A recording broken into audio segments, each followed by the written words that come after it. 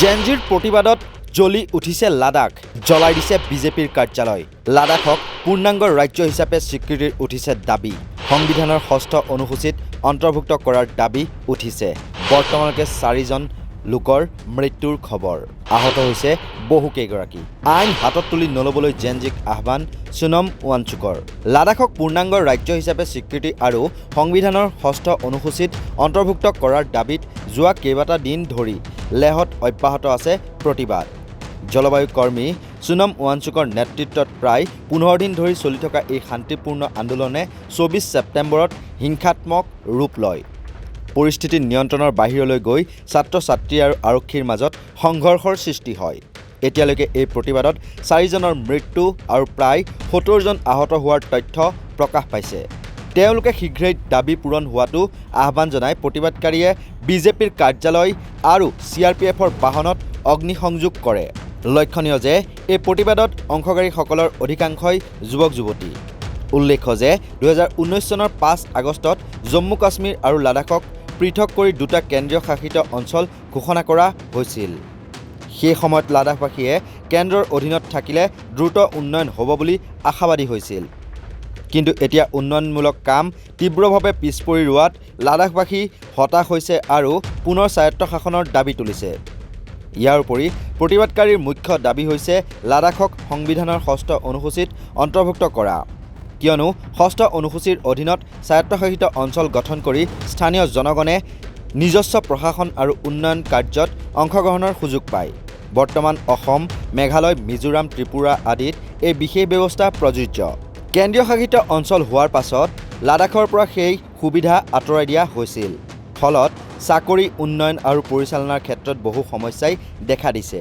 বিশেষকৈ গেজেটেড পদৰ বাবে বিগত 5 বছৰত একো নতুন নিযুক্তি হোৱা নাই, যাৰ ফলত নিবনুৱাৰ সমস্যা বৃদ্ধি পাইছে।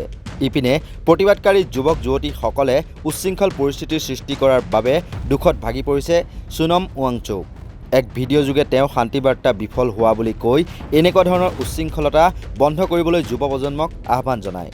दोस्तों, आज हमारे अनशन के 15वें दिन ये बताते हुए बहुत दुख हो रहा है कि आज लेह शहर में कुछ बड़े पैमाने पर हिंसा और तोड़फोड़ होने लगी। कई कार्यालयों को तोड़ा गया, आग लगा दी गई और गाड़ियों को पुलिस के आग लगा दी गई। इससे पहले मैं आपको ये बताऊं कि कल यहाँ पर जो 35 दिन के अनशन पे बैठे थे, उनमें से 2 लोग अस्पताल में उन्हें ले जाना पड़ा बहुत गंभीर स्थिति में। इससे लोगों में बहुत रोष जागा और आज पूरे लेह में बंद की घोषणा की गई और फिर युवा पीढ़ी हज़ारों की संख्या में बाहर आ गए। कुछ लोग सोचते हैं कि ये हमारे समर्थक थे। मैं कहूँगा हमारे समर्थक से ज़्यादा, हालांकि समर्थक पूरा लद्दाख है इस मुद्दे पर, लद्दाख के, मगर ये युवा पीढ़ी का बड़ास था, एक तरह का जेनजी रेवोल्यूशन जो कि उनको सड़कों पे लाया। 5 सालों से वो बेरोज़गार हैं, एक के बाद एक बहाने करके उन्हें नौकरियों से बाहर रखा जा रहा है और फिर लद्दाख को संरक्षण नहीं दे रहे हैं। मैं हमेशा बोलता आया हूँ कि ये नुस्खा है समाज में अनरेस्ट का, सोशल अनरेस्ट का, कि आप बिना कामकाज के युवा को रखें और उनके जो लोकतांत्रिक अधिकार हैं उनको भी छीन लें ना। आज यहाँ पर कोई लोकतंत्र का मंच नहीं है और 6वां शेड्यूल जिसकी घोषणा की थी, वचन दिया था, वो भी नहीं माना गया। फ़िलहाल मैं इनमें नहीं जाना चाहूँगा। मैं अपील करता हूँ लद्दाख के युवा पीढ़ी से कि वो जो भी हो इस रास्ते पर न चलें, हिंसा के रास्ते पर।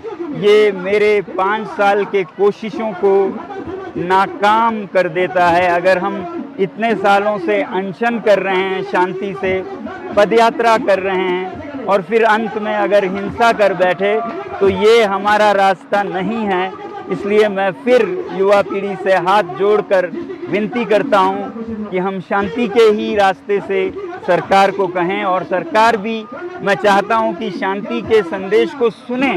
जब वो शांति को अनसुनी कर दें एक बार अनशन, 2 बार अनशन, 5 बार तक अनशन करे कोई, ले से दिल्ली तक पैदल चले आए शांति से और उसका भी कोई अनसुना कर दे तो फिर इस तरह के हालात आते हैं।